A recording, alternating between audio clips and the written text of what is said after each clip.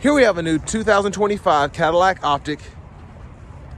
This one comes in black raven. We have the noir leatherette interior, all-wheel drive capability here, an electric motor on each axle, 85 kilowatt hour battery, and 300 horsepower, up to 302 miles on a charge. But as we come around to the front end here, LED headlamps along with LED daytime running lights. And really feeling the design, the more I actually kind of admire this car. It is beautiful. Pretty much the similar looks as to the rest of the Cadillacs in the IQ family. 20-inch alloy wheels. Charge ports here. We do get 150 kilowatts max charge speed on a DC fast charger. Passive keyless entry. And that's how you open the door. Here we have the power seat controls. We get 4-way power lumbar support, memory seat functions, heated seat functions there, and then one-touch up and down windows on all 4 doors. Power folding side mirrors that are heated, and we do have blind spot monitors as well. And then our power door lock controls are right there. Now we get a standard AKG sound system. That's 19 speakers. We're gonna see what's under the hood. Auto hold there, lift gate, electronic parking brake, and then we have a few of the gauges here that we can go through. Headlamp controls as well, and then we can change kind of what's shown here. And then that's your lane keeping system you can toggle as well. Now for the steering wheel, it's manual tilt telescope. But there's the seat itself. But a big thanks to Cadillac of Murfreesboro for allowing me to review this OPTIQ today. I'll leave a link below in the description. But if you're looking to find the best price on one of these closer to home, click on that second link down below. Takes just a minute to fill out your information, and I'll make sure the local dealers are fighting to get you the best price on this or whatever new vehicle you might be interested in. But surprisingly good space on this platform. I'm 6'3". I have the seat up front adjusted for someone of my size, and my knees are barely touching the back of the seat. And headroom, my head is just barely, at least the hairs on the top of my head are barely touching the roof line there, but they are touching. But for this to be kind of the baby lyric here, I'm pretty impressed by the space. It's a little storage pocket down here as well. But there's a view of the front from back here. We do get a fixed glass roof here with a power sunshade, so that's nice. And bottle holders are there. Then soft touch lights right there. I guess the child locks are on.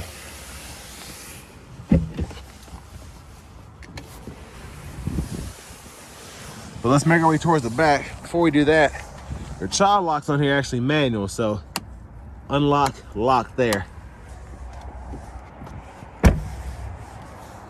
Now to the back end, as well as the headlamps, the taillights are also LED, which is nice. If you want to pop the lift gate, hit that there. And pretty good space behind the second row. Charger and all that's right in there. I like to be the side pockets if you want to have stuff in the back, but you don't want it rolling around all over the place. Your 12-volt fixed right there. And I do really like the sound setup for the speakers. I feel like they're throughout the entire vehicle, and I wouldn't expect that, even with the AKG system.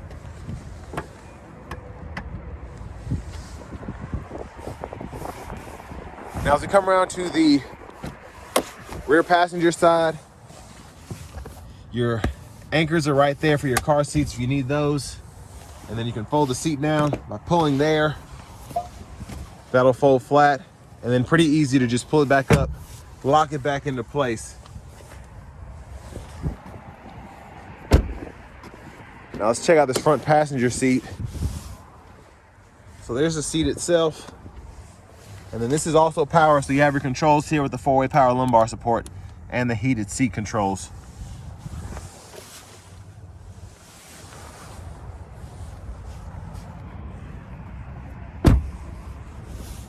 Now, as we come back around to the front end, we're just gonna look where the typical engine bay would be. But as you can see, it's just the electric motor for the front.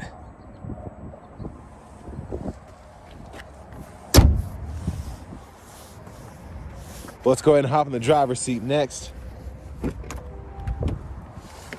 because it is freezing outside. So nice leather wrap steering wheel here. I love the feel, I love the look. You can toggle that heat right there. Now over here to the radio, we can go through our vehicle status, so tire pressure monitors, energy info, and then you can kind of click on everything through here if you want to. Really like the animation personally. Drive mode, you can go through here, you get Tour, Sport, Snow and Ice, My Mode. You can toggle that one pedal drive there. And then you have the Google Assistant system, so that includes AM, FM, XM, along with Bluetooth audio. And then you have your Google News, Google Podcasts. And then you can go into your settings here. And you can access the vehicle settings, which include your team driver, rear seat reminder, buckle to drive, and your Super Cruise lane change.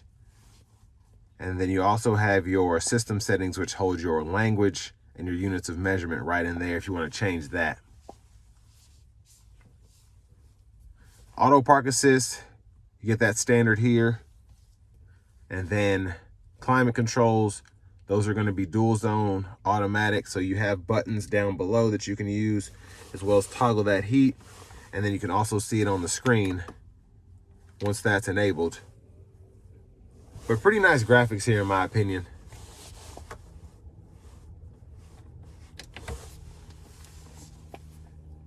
And then your controls, glove box release. So there's that there. Auto high beams, a charge port door, seat massage, all of that can be adjusted there. And it is nice that you get a seat massage in this Sport 1 trim. I wasn't expecting that. Now it's nothing crazy, but it is, again, nice to have. It's not like the one you can get in the top of the line Escalades, but still, again, nice to have. Backup cameras there, you get that bird's eye view, front camera, overhead, curbside. You can toggle those parking sensors as well. And I really love the storage in this thing. You have a pretty big storage pocket here, 2 USB-C charge ports over there, and then even more storage down here below that runs all the way underneath your armrest there. And then bottle holders are here. You can use this knob to go through the actual system if you want to. And then you have shortcuts here for the home, nav, phone. And then volumes here, you can click that to mute. Center console cubby space, that's your wireless charging pad. 2 more USB-C ports, a 12 volt. And then that removable tray. Rear camera mirror, which is nice. Hazards are going to be right here. And then if you want to control that power sunshade, it's as easy as hitting that button one time. But there's a look at the back seat from up here. Vanity mirror. And then windshield wiper controls are here. You can wash off your camera there. Front fluid, high beams, flash. And then you can toggle the regenerative braking on the fly there. Your shifter's over here, so you pull for neutral, pulling up for reverse, pulling down for drive. Press that for park. Heated steering wheel toggle. You do have Super Cruise, so indicator is there, and then your sensor is here to make sure you're paying attention. The gap adjust for the adaptive cruise is here. You can set that speed, and then you can actually just set the cruise on or off and cancel there. You can go through the gauge cluster and what's on this side here by just toggling that when applicable, and then volume can be adjusted up or down there. This pulls up the audio sources, Bluetooth, track lists, or radio station favorites, and then voice recognition and mute button there. Finally, key fob is here with remote start. And where this is one of the newer EVs from GM, this is one of those that does not have a push button anywhere. The car just kind of comes alive once you hop in and hit the brake pedal.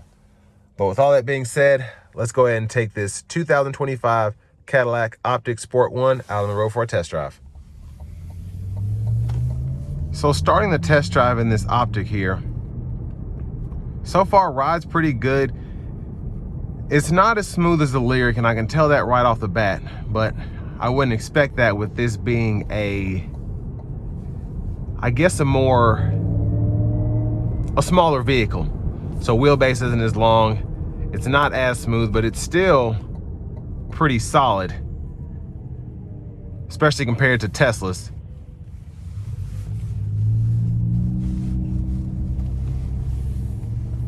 What I do like about this though is the visibility is fantastic.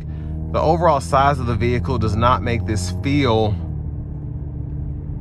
as cumbersome to drive. So I like that. I'm gonna try to give it a little pull getting on the interstate here, even though it only has 9% battery life, so it's not gonna give me the full power output, but I'm still gonna floor it.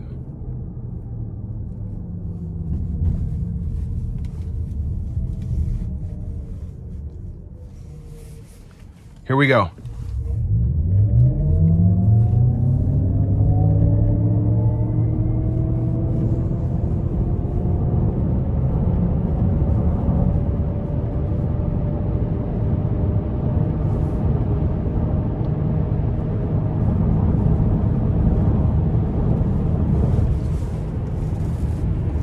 So I could definitely tell that was about half, because it goes even further on the power gauge, so it tells you how much you're getting out of it.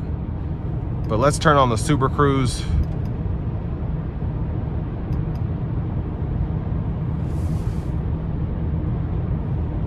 So pretty good ride coming down the interstate now. It's a lot less bouncy than it was on the road I was just on. Here on the interstate, very nice. And you can see the energy usage is very efficient, which is great.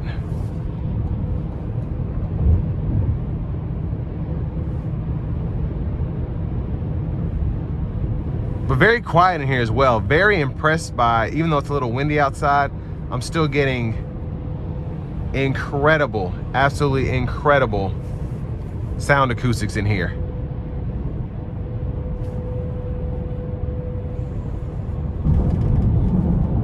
And I'm just very surprised by how the ride quality has gotten so much better coming down the interstate and whatnot. Whereas when I first pulled out of the parking lot, it seemed a bit bouncy, but this is fantastic, the ride quality here.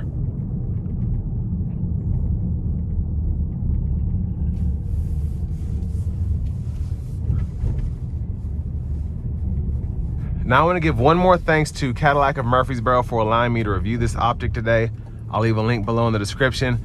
But if you are looking to find the best price on one of these closer to home, click on that second link down below. It takes just a minute to fill out your information, and I'll make sure the local dealers are fighting to get you the best price on whatever new vehicle you might be interested in. But right now, I mean, I'm impressed by this. I really am. And when I first saw it, I wasn't thinking that it was gonna be as impressive as it really is. But you have a vehicle that's under $55,000 sticker price, 302 miles of range on a full battery. You're only getting 150 kilowatt charge speed, but it's about average. My 21 Mach-E gets that. But honestly, most people are not gonna be using these for long distance road trips. These are one of those cars that you save a lot of money on energy as opposed to gas. It's a lot cleaner. The power is a lot more in your face with the torque output. And if you're a Cadillac buyer, usually one of your biggest, I guess, concerns is gonna be how well a vehicle rides and how good the sound acoustics are in here, how quiet it is while you're driving down the road. And you get all those boxes checked and then some with this OPTIQ here. And it kind of reminds me of the CT4 and the CT5, right? So the CT4 is a slept-on vehicle. It's smaller, but it's quick, it's agile. You still get the great sound acoustic that you would expect from a Cadillac, and it's just in a smaller package, more fuel efficient, all of that. But this is really the the CT4/XT4 in Cadillac's EV lineup. So if you're somebody who doesn't necessarily run around with adults all the time, if you just got your kid, it's 3 people, and you want something that's cheaper, maybe you want to save 10 or 15 grand as opposed to a comparable Lyriq, this is the way to go. You get the same range, the same quickness, even really the same radio layout if you think about it.